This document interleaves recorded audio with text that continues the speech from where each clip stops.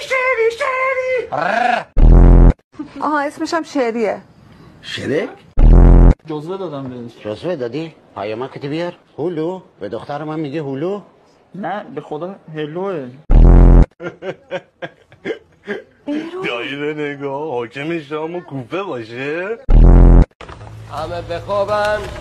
ماکسار و صورت کسی زیر چشمی نگاه نکنه من متوجه میشم. نگاه نکن حواسم به همه است. قشنگ بزن ماکسار قشنگ بزن من حواسم بردار زنگ بزن بهم.